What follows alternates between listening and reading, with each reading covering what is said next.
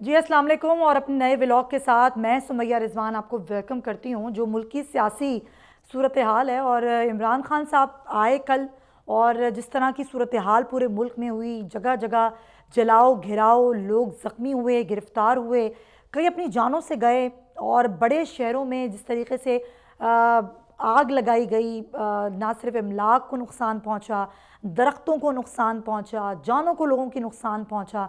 रुकावटें हटाते हुए जब वो पहुँचे इस्लामाबाद इमरान खान काफ़िले समेत, तो वो उम्मीद तो यही की जा रही थी कि वो वहाँ बैठेंगे, जैसे कि उन्होंने खुद कहा था कि मैं डी चौक में बैठूंगा, धरना दूंगा, जब तक वहाँ से नहीं उठूंगा जब तक कि मुझे इलेक्शन की डेट नहीं दी जाती। तो जनाब डेट तो नहीं आई, लेकिन वो वहाँ से उठ गए एक ऐलान करके, एक खिताब करके, और उन्होंने ये कहा कि मैं 6 दिन का अल्टीमेटम दे रहा हूँ और 6 दिन में फिर दोबारा आऊँगा अगर इलेक्शन का ऐलान नहीं किया गया, इलेक्शन की डेट दें। तो इलेक्शन की डेट वो जिस तरीके से लेने के लिए पहुंचे थे, और उन्होंने कहा था मैं यहाँ बैठा रहूँगा और जब तक नहीं उठूँगा तब तक इलेक्शन की डेट मुझे मिलती नहीं है। तो अब सवाल ये हो रहा है, बड़ा सरप्राइजिंग मोमेंट है उनके खुद अपने कारकुनान के लिए, उनके फॉलोअर्स के लिए, कि ये हुआ क्या कि इमरान खान साहब वहाँ पहुँचे भी, बैठे नहीं, धरना नहीं दिया, और क्या कोई डील हुई है, क्या किसी किस्म की कोई एडजस्टमेंट हो गई है, कोई बातचीत हो गई है। कई सहाफ़ियों ने नाजरीन कल ये खबर दी, 12 बजे से ये खबरें आना शुरू हो गई थी कि इमरान खान की बातचीत हो रही है, उनकी मामला तय हो गए, जिस पर इमरान खान साहब ने खुद तरदीद की। एक ट्वीट उन्होंने किया, फिर शहबाज गिल की तरदीद आई, फिर तमाम लोगों की तरदीद आई कि जी कोई हमारी बातचीत नहीं हो रही, ना ही हमारा कोई मुआहिदा हो रहा है। लेकिन सहाफ़ी अपनी खबरों पर डटे रहे, उन्होंने कहा कि बातचीत भी हो रही है और आप देख लीजिएगा ये धरना नहीं होगा बल्कि एक जलसा होगा, और वो हो गया। तो अगर कोई बातचीत हो रही थी तो इमरान खान साहब को चाहिए था कि वो अपने लोगों को एतमाद में लेते। जो कारकुनान आ रहे थे, इतनी बड़ी तादाद में लोग, रुकावटें हटाते हुए, परेशानियों का मुकाबला करते हुए, तो एटलीस्ट उनको कुछ ना कुछ एतमाद में लेना चाहिए था। एक एप्रप्ट तो नहीं होता, कोई भी ऐलान एकदम से नहीं किया जाता, ज़ाहिर है उसके पीछे एक पूरा सिनेरियो होता है। तो ख़बरें बहुत सी हैं और कुछ ख़बरें मेरे पास भी हैं, कुछ ज़राए ये कह रहे हैं कि जी एक बाकायदा मुआहिदा हुआ है, ना सिर्फ मुआहिदा हुआ है बल्कि एक दरख्वास्त जो टेबल हो गई है, और वो दरख्वास्त टेबल होकर चली गई सदर मुमलिकत के पास, और अब उनको यकीन दहानी करा दी गई है कि जी असम्बलियाँ डिज़ोल्व करती जाएंगी, और ये डिज़ोल्व असम्बलियाँ करने की इंश्योरिटी खुद प्राइम मिनिस्टर साहब दे रहे हैं। इस तरह की खबरें भी मौसूल हो रही हैं कि उन्होंने इंश्योरिटी करा दी है कि जी जल्दी इंतखाबात होंगे। 8 जून की डेट उनको दे दी गई। जब ये मामला टेबल हुआ और ये दरख्वास्त सदर मुमलिकत के पास आई, तो फिर इमरान खान साहब ने ये उठने का ऐलान किया और उन्होंने कहा कि जी अब हम धरना नहीं देंगे, अब हम 6 दिन का अल्टीमेटम दे रहे हैं। लेकिन सवाल ये उठ रहा है, और एक हर आम आदमी के जहन में ये सवाल है कि अगर अगर ये नहीं होता, यानी कि 6 दिन में इंतखाबात की तारीख नहीं आती, फिर खान साहब दोबारा आएंगे, दोबारा जलाओ घिराव होगा, रुकावटें दोबारा होंगी, शहर का निज़ाम मफलूज होगा, निज़ाम ज़िंदगी मफलूज होगा, उसके बाद फिर वो आके खड़े होंगे और ये कहेंगे कि अब मैं मज़ीद टाइम देता हूँ। तो ये खेल कब तक चलेगा? खुद हुकूमत क्या सोच रही है? आज जो फ्लोर ऑफ द हाउस वज़ीर आज़म शहबाज शरीफ ने जो एक इंदिया दिया है, जिसको एक मैसेज कहा जा रहा है कि जी वो ये कह रहे हैं अब हुकूमत में ये थोड़ी सी लचक पैदा हो रही है कि जब इंतखाबात हो जाएंगे, और वो ये ऑफ़र भी दे रहे हैं कि कोई बात इसमें कोई कबाहत नहीं है कि बात कर ली जाए, मुज़ाकरात कर लिए जाएँ, हम भी बात करने को तैयार हैं और इलेक्शन की तारीख भी देने को तैयार हैं, इस पर बातचीत हो सकती है। लेकिन ये भी उन्होंने कहा कि ये तय आप नहीं करेंगे, ये तय ऐवान करेगा, ये ऐवान तय करेगा कि इस मुल्क में इलेक्शंस कब होने हैं। लेकिन जो भी हो, मुझे लगता है कि जल्दी होना चाहिए। अवाम ये इनकी इनकी सूरत हाल का मामला है, ये जो मईशत की सूरत हाल है, ये महंगाई की जो सूरत हाल है, इसको कौन देख रहा है? ये हुकूमत, ये अपोजिशन, ये तमाम सियासी जमातें।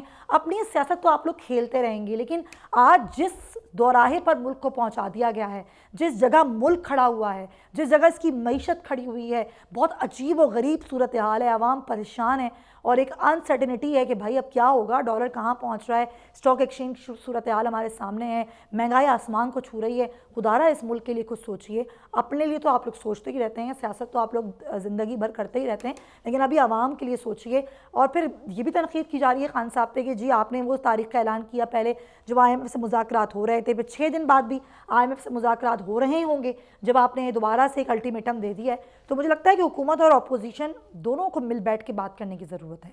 ये मैसेजेस तो आ रहे हैं कि जी बातचीत शुरू हो गई और बहुत हद तक मामला तय हो गए हैं, डील भी हो गई एक तरह की। ये भी खबरें हैं कि डील भी हो गई एक तरह की, और इस डील को बस एक नतीजा केस दौराहे पर पहुंचने की ज़रूरत है कि जल्दी ही फिर ये ऐलान किया जाए कि जी असम्बलियाँ डिज़ोल्व हो रही हैं। अच्छा, एक और अहम काम जो इस हुकूमत ने करना था, जिसके लिए ये आए थे हुकूमत में, वो था जी इंतखाबी इस्लाहत और नैब इस्लाहत, तो वो तो उन्होंने कर ली हैं।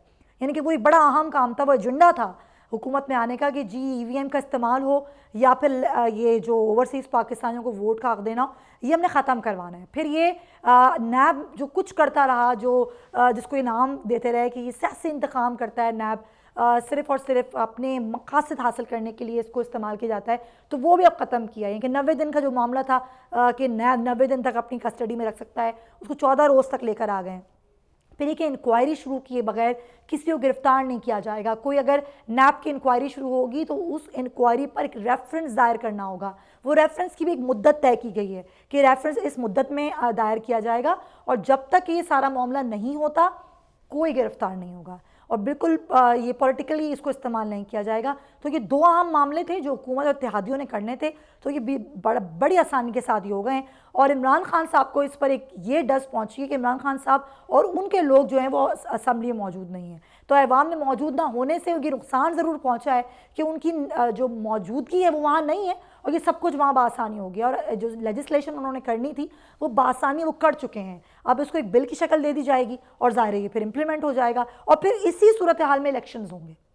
और ये तो चाहते नहीं थे इमरान खान साहब, ये तो पीटीआई नहीं चाहती थी। अब इलेक्शन इसी सिनेरियो में होंगे, ईवीएम के अकॉर्डिंग नहीं होंगे, ओवरसीज़ पाकिस्तानियों का वोट का हक नहीं मिलेगा क्योंकि आप असम्बली में नहीं हैं, आप इस्तीफ़े दे चुके हैं, तो आप फिर बोल भी नहीं सकते। और जो अपोजिशन है, नाम बराए नाम अपोजिशन, वो आज बैठ के डेस्क बजाती रही क्योंकि ज़ाहिर है वो भी अपोजिशन नहीं है, वो भी हुकूमत का हिस्सा ही है। तो ये ज़रा सोचने की बात थी, और अब सोचने की बात है भी कि अब इसी सूरत हाल में जब इलेक्शन होंगे, इसी इलेक्शन कमीशन के बैनर तले, तो क्या फिर पीटीआई इलेक्शन को मानेगी? फिर क्या कहेंगे कि जी बिल्कुल आज़ादाना और शफाफाना इलेक्शन हुए हैं, और जो पार्टी हारेगी, चाहे वो पीटीआई हो, नून लीग हो या पीपल्स पार्टी हो, वो ये कहेगी कि इलेक्शन में धांधली नहीं हुई, इलेक्शन शफाफ हुए हैं। ये वो सवाल है जो इस मुल्क की सूरत हाल में, इस मुल्क की सियासत में मुझे लगता है कभी ख़त्म नहीं होना, क्योंकि हम कोई टेक्निकली कोई मामलात सीधे करते नहीं हैं, और फिर हम एक चीज़ को क्वेश्चन मार्क की तरह छोड़ देते हैं। उसके बाद जब कोई हारता है इलेक्शन तो वो खड़ा हो जाता है कि जी इलेक्शन तो शफाफ नहीं है, इलेक्शन तो इंजीनियर इलेक्शन है।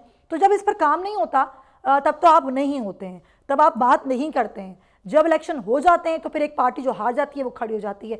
तो ये मामला मुझे ये लगता है कि ये हल होगा, ये ऐसे ही चलता रहेगा। और सबसे ज़्यादा बर्बादी जो हो रही है वो आवाम की हो रही है, कोई उनके लिए बात करने वाला नहीं है, कोई उनके लिए कोई काम करने वाला नहीं है, सब अपनी अपनी सियासत कर रहे हैं। तो डील हो या ढील हो, ख़ुद हुकूमत को भी अपोजिशन को भी सोचना है आवाम का, क्योंकि वोट का हक तो आवाम ने देना है आपको। तो ज़रा सोचिए आवाम का और फैसला कीजिए आवाम का। तो ये सारी सिनेरियो है। डील तो हो गई है नाजरीन, और बहुत जल्दी आप देख लेंगे कि इस सिनेरियो की क्लैरिटी भी आपके सामने आ जाएगी। तो जो भी आएगी ज़रूर मैं आपको खबर भी दूंगी, जो मेरे पास खबर होगी ज़राए से, तो वो खबर मैं आप तक पहुँचाऊँगी। तो फ़िलहाल आपसे मैं इजाज़त चाहूँगी। आपका बहुत शुक्रिया कि आपने मेरे आज के व्लॉग को देखा, और अगर आप मज़ीद जानना चाहते हैं कि आगे आने वाले दिनों में क्या हो रहा है तो आप फिर मेरा अगला व्लॉग ज़रूर देखिएगा। अल्लाह हाफ़िज़।